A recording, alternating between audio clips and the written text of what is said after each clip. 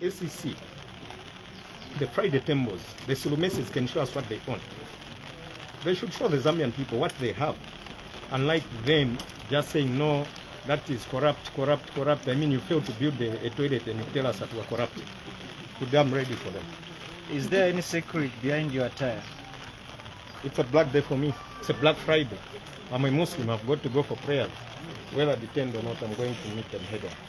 Mr. Zulu, before we let you go, do you have faith that the current ACC in its state can fight corruption? I've got no capacity, and I must make mention that in the next session of Parliament, I'm going to move a motion to open or to create a Zambia Bureau of Investigators, because the current crop of investigators are appeasing politicians. They're not investigating anything.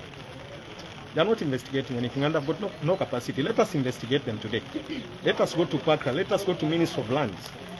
We print out the list of properties they own as officers and compare with their salaries. It's a total mismatch. Don't you think what is happening was also happening in the previous regime?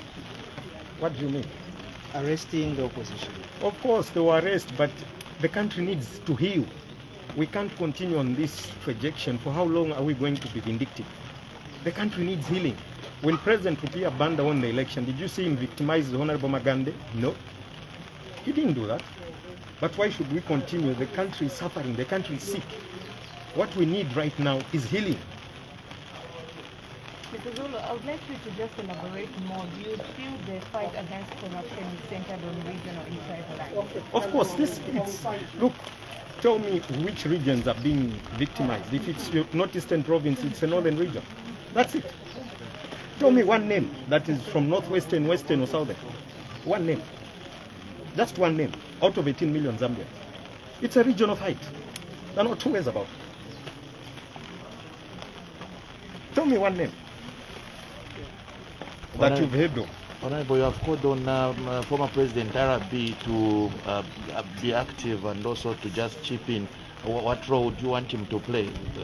He's the only man, apparently, that the current head of state would listen from. So let him advise accordingly. Because we know going forward, they will not yield any results in the fight against corruption. The next thing is inject us with poison and eliminate us. But we're ready to die for the ideals that we believe in. This is our only country. Thank you very much. Let me just attend to council now. It's like this is a press call. Colleagues, good morning. On this wet morning, it's good for our people that it's raining finally. It's not too late to plant your fields, but our hearts go to where the floods are taking place across the country, especially in low-lying areas. That's a matter of concern for our people. The issue of Honorable Nakachinda, we need to go to the fundamental issues where we've advocated for the repeal and abolishment of what we call insult laws in freedom of expression and freedom of speech principles. The laws that protect leaders, public officials, from what they call honor and dignity must be abolished. They've been abolished in many democracies, and there's been a lobby in SADC that we should abolish these laws. These laws are archaic.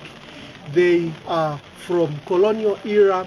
They take us to a past we have fought and overcome.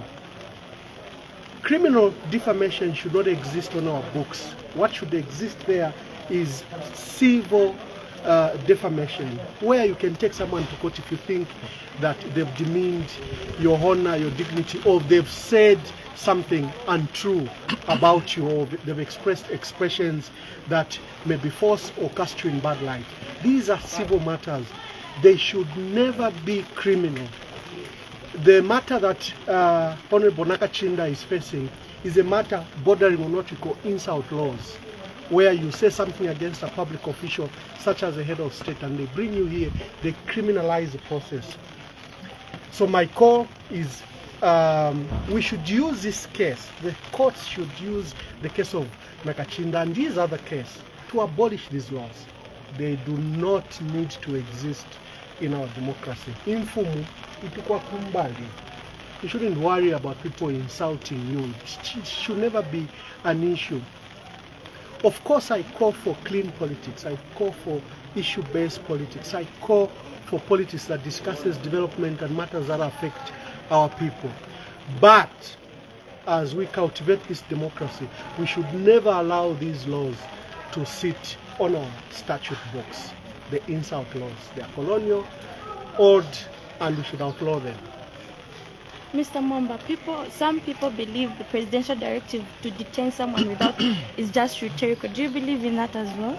They feel. Repeat the question. Some people feel the presidential directive is just rhetorical to detain someone without charge. We've seen Mr. Nakachinda and many others go in a day without charge. Do you think the police are being professional, or is that politics at play? It's not a presidential directive. We should make that very clear. It's a police. The police have they are implementers of the law.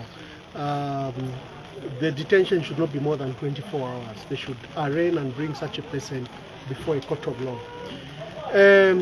We should go to a fundamental issue: the abuse of state institutions to fight political opponents. This case falls in those positions. And my appeal is to the current Inspector General Police, Mr. Kajova. He should not fall into the trap where his institution is used to fight political opponents and political fights. His institution should be professional. It's an opportunity for the police to be professional and reclaim their professional standing in this country. This similarly goes to other institutions, whether it's SEC, DEC, and other law enforcement agencies. We should not allow the abuse of these institutions by political leadership to then crush political opponents. This is retrogressive. This is why we went to an election. This is why people voted in the manner they voted, that some of these dirty practices should be behind us. So to see the recurrence of these abuses, what seemingly appear to be abuse of state institutions is a matter of serious concern. The new Dawn government, my appeal to it, is that we have very high level of unemployment. The state of the economy is terribly bad. It's in a very bad state. Our national debt, our local debt, the money required to develop this country, I think that should be where our focus should be. These arrests are not necessary. They are a sideshow to important things we should be doing as a country, which is running and developing this country. Any other question? Thank you, guys. Thank you, and God bless you. There was a former ambassador to Ethiopia in the Catholic Branch of Emmanuel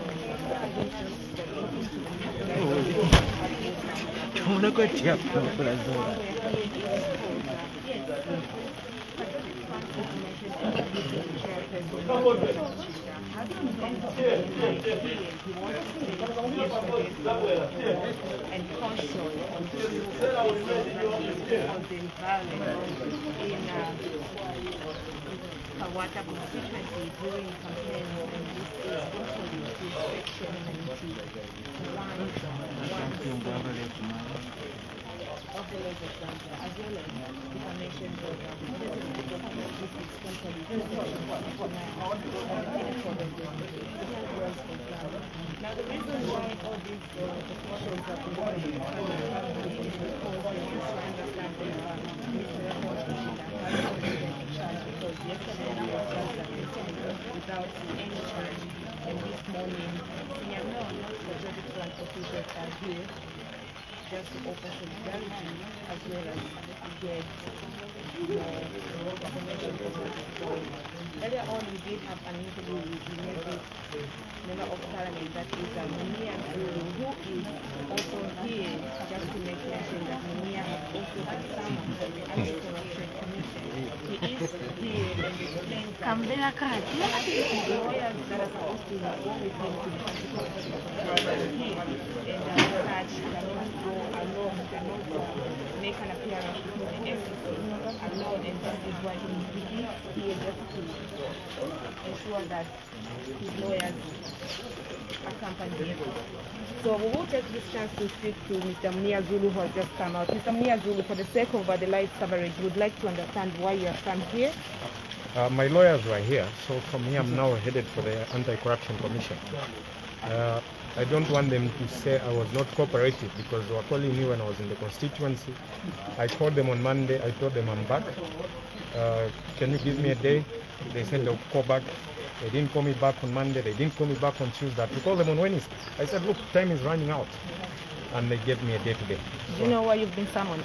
Of course, it's got something to do with what I said in Parliament, but we'll know when we get there. Right. Yeah. Thank you The so only thing is, can we go to Ministry of Lands? We do a search on how many properties those investigators own individually.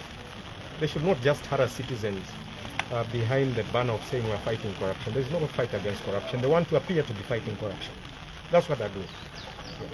Thank you so much.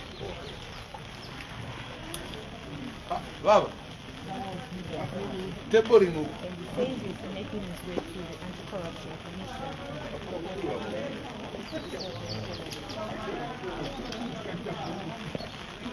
Without describing it as pure harassment of citizens, which should not be the case.